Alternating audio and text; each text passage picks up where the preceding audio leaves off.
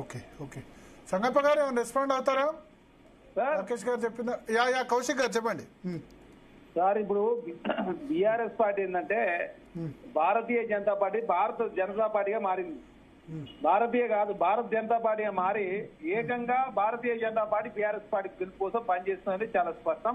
కల్వకుంట్ల కవిత గారి ప్రశ్నలు భారతీయ BRS party సమాధానం చెప్పలేని పరిస్థితిలో వాళ్ళు ఉన్నారు. చాలా స్పష్టంగా చెప్పింది. ఫోన్ ట్యాపింగ్ పాల్పడ్డది కల్వకుంట్ల కుటుంబం, హరీష్ రావు గారు, సంతోష్ రావు గారు అని చెప్పింది. గ్రీన్ ఇండియా ఛాలెంజ్ లో అవినీతి చేసింది సంతోష్ రావు అని చెప్పింది. ఇలా అదేవిధంగా ఇసుక మాఫియా పాల్పడ్డాడు సంతోష్ రావు అని చెప్పింది. కాళేశ్వరంలో అవినీతి జరిగిందని చెప్పింది. భారతీయ జనతా పార్టీలో బీఆర్ఎస్ పార్టీ మెరుగు చేసే ప్రయత్నం చేసిందని చెప్పింది. కాబట్టి ఈ ప్రశ్నలకు సమాధానం 2 సంవత్సరాలు అవుతుందండి మీరు ముఖ్యమంత్రి చెప్పారు. అన్ని ఆరోపణలేనా? ఆధారాలు చూపెట్టరా? చాలా స్పష్టం. కాబట్టి భారతీయ జనతా పార్టీ జూబ్లీస్ లో టీఆర్ఎస్ పార్టీ గెలుపు కోసం పనిచేస్తా ఉందనేది చాలా స్పష్టం. కాంగ్రెస్ పార్టీగా మేము ప్రజలకు ఇచ్చిన హామీ నెరవేర్చే ప్రయత్నంలో ముందుకు పోతా ఉన్నాం. ఆర్థికంగా చితికిపోయిన రాష్ట్రాన్ని ఆర్థికంగా పురోగతి దిశగా ఖర్చు తక్కువ చేస్తున్న ఆదాయ మార్గాలు పెంచుకుంటూ మేము ముందుకు పోతా ఉన్నాం. అనవసరంగా భారతీయ జనతా పార్టీ బీఆర్ఎస్ పార్టీ రెండొకటే కాంగ్రెస్ పార్టీ ఓడగొట్టే ప్రయత్నం జూబ్లీస్ చేస్తే జూబ్లీస్ రైతులకు అర్థమైంది. ఖచ్చితంగా మా అభ్యర్థి 50,000 మెజార్టీ తక్కువ కూడా గెలవబోతా ఉన్నాడు. ముఖ్యమంత్రి 30,000 మెజార్టీ అంటే మీరు 50,000 అంటారు. 30,000 మెజార్టీ ఇవ్వండి అని అడుగుతున్నారు. మీరు చూడుస్తారు 50,000 మెజార్టీ ఇస్తారు కదా అని అడుగుతున్నాడు. మీరు 50,000 అంటారు. ఆయన అడగడే 30,000 అడుగుతున్నాడు. ఇప్పుడు సార్ మేము చెప్తాం, మేము గ్రౌండ్ లో తిరుగుతా ఉన్నాం, మాకు నమ్మకం కాదంటే ముఖ్యమంత్రి 50,000 మెజార్టీ అడగట్లేదు, 30,000 మెజార్టీ ఇస్తారు కదా అని అడుగుతున్నాడు. మీరు 50,000 తెలుస్తుంది అంటారు. సార్ ప్రజలను అడుగుడే 30,000 అడుగుతున్నాడు, 50,000 అడగట్లేదు సార్. అందుకే ముఖ్యమంత్రి గారు 30 పెడితే ప్రజలు 50,000 ఇస్తాను అడుగుంటారు కదా. మాకున్నటువంటి నమ్మకం విశ్వాసం. భారతీయ జనతా పార్టీకి 6 సంవత్సరాలు కేంద్ర మంత్రి కిషన్ రెడ్డి గారు నవోదయ స్కూల్ కూడా సికింద్రాబాద్ పార్లమెంట్ తీసుకురాలేదు. వారు చేసిన అభివృద్ధి శూన్యం. కోల్ మంత్రిగా, మైనింగ్ మంత్రిగా, అదే కాక టూరిజం మంత్రిగా, కల్చరల్ మంత్రిగా, హోం సహాయ మంత్రిగా పనిచేసిన కిషన్ రెడ్డి గారు సికింద్రాబాద్ పార్లమెంట్ చేసింది శూన్యం. 10 సంవత్సరాలు రాష్ట్రంలో అధికారంలో బీఆర్ఎస్ పార్టీ జూబ్లీ చేసింది శూన్యం. కాంగ్రెస్ పార్టీకి మాకు అవకాశం అని చెప్పి కోరుతా ఉన్నాం. ప్రజలు కాంగ్రెస్ పార్టీకి అవకాశం ఇస్తా ఉన్నారు. నవీన్ యాదవ్ గారు భారీ మేరలో గెలుస్తుంది కాబట్టి బీఆర్ఎస్ పార్టీ భారతీయ జనతా పార్టీ ఇద్దరు ఒకటే ఈ రౌడీ అనే ముద్ర వేసే ప్రయత్నం వారు చేస్తా ఉన్నారు. రౌడీలు ఎవరో అందరికీ తెలుసు. బీఆర్ఎస్ పార్టీ ఏం చేసిందో, భారతీయ జనతా పార్టీ ఏం చేసిందో జూబ్లీ ప్రజలకు అర్థమైంది కాబట్టి కాంగ్రెస్ పార్టీ భారీ మేజార్తో గెలవబోతామని జూబ్లీస్ లో. ఓకే ఓకే సంగప్ప గారు, you want to react? Bharat, ఇప్పటికే కనీసం ఒక 3 సార్లు అయినా అంతకంటే ఎక్కువ సార్లే పవర్ పాయింట్ ప్రెజెంటేషన్ పెట్టి తెలంగాణ రాష్ట్రానికి కేంద్ర ప్రభుత్వం ఏమిచ్చింది చెప్పినాం. 12 లక్షల కోట్లకు పైగా నిధులు ఇచ్చినటువంటి ప్రభుత్వం ఇప్పుడు మోడీ గారి ప్రభుత్వం. వీళ్ళు గత 10 సంవత్సరాల యూపీఏ టైంలో ఇవ్వలేంది 1 year లో మేము రైల్వే బడ్జెట్ ఇచ్చినాం. 1 year బడ్జెట్ వాళ్ళ 10 years బడ్జెట్ కంటే ఎక్కువ. అవన్నీ ప్రతిదీ మేము పవర్ పాయింట్ ప్రెజెంటేషన్ తో చెప్పి ప్రజల ముందు ఉంచాం. సరే, వీళ్ళు పదే అన్నంత మాత్రం జనం నమ్మడానికి సిద్ధంగా లేరు. ఒకటి.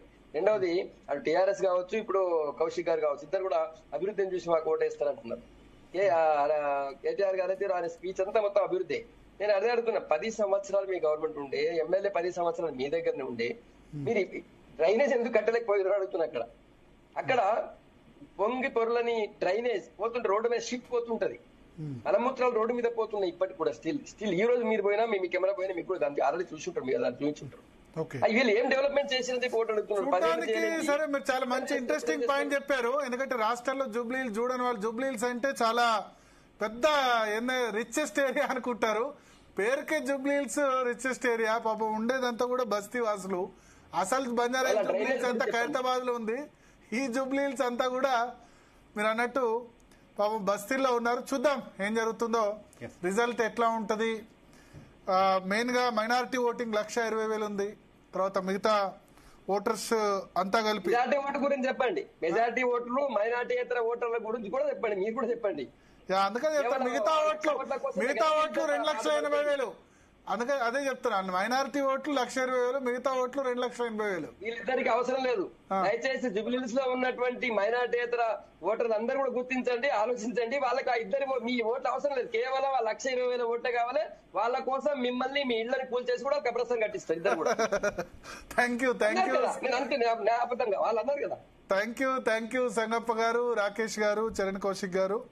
సో మొత్తాన్ని శివ చాలా ఇంట్రెస్టింగ్ పోరు. రేపు కూడా మళ్ళీ కేటీఆర్, రేవంత్ రెడ్డి 2 ర్యాలీస్ ఉన్నాయి, కేటీఆర్ 1 ర్యాలీ ఉన్నాయి. 9వ తేదీ వరకు ర్యాలీ కంటిన్యూ అవుతూనే ఉంటాయి. నాకు మళ్ళీ హుజురాబాదు, దుబ్బాకలో పెద్ద ఖర్చు జరగలేదు. హుజురాబాద్ మునుగోడు స్థాయిలో ఖర్చు పెడుతున్నారు జూబ్లీహిల్స్ లో. ఒక్కో కనిపిస్తుంది పార్టీ 200 కోట్లు తక్కువ ఖర్చు పెడుతుందంటే పాపం బీజేపీ. కాంగ్రెస్ బీఆర్ఎస్ అయితే కుమ్మరిస్తున్నాయి. ఇక లాస్ట్ లో ఎంత కుమ్మరిస్తాయి, ఓటుకు 5,000 అవుతుందా 6,000 అవుతుందా అన్నది అయితే ఖచ్చితంగా చూడాలి. పైసలు అయితే ఈ రాజకీయ పార్టీలది కాదు. వీళ్ళంతా ఏమంటారు, కాళేశ్వరము లాంటి ప్రాజెక్టులు లేకపోతే వీళ్ళు మూసి సుందరీకరణ ప్రాజెక్టులు తీసుకొచ్చి కాంట్రాక్టర్లకు సంబంధించిన కమిషన్ల డబ్బులన్నీ తీసుకొచ్చి ఇప్పుడు ఎలక్షన్లో ఖర్చు పెడుతున్నారు, ప్రజలకు కూడా వంచబోతున్నారు. నాట్ ఓన్లీ జూబ్లీస్ ప్రజలు, బయట నుంచి వచ్చి కూడా ఇప్పుడు బీఆర్ఎస్ కాంగ్రెస్ కార్యకర్తలు అందరూ కూడా ఇక్కడ వచ్చి ఇక్కడే స్టే చేసి చాలా గట్టిగా ఫైట్ చేస్తున్నారు. ఎలక్షన్ రిజల్ట్ సంబంధించి ప్రతిరోజు కూడా జూబ్లీకి సంబంధించి మనం డిఎన్ఏలో ప్రతిరోజు ట్రెండ్ గురించి ఖచ్చితంగా అప్డేట్స్ ఇద్దాం. ఏ రోజు రోజుకు మారుతుంది ఎలక్షన్ ఖచ్చితంగా. So minute to minute coverage కూడా పోలింగ్ డే రోజు కానీ కౌంటింగ్ డే రోజు కానీ ఎక్స్క్లూజివ్గా మనం ఎక్స్క్లూజివ్ కథనాలు కూడా జీ తెలుగు న్యూస్ లో అందిద్దాం. Sure sir, thank you so much sir. ఇది వాటి DNA. Keep watching Zee Telugu news. నమస్తే.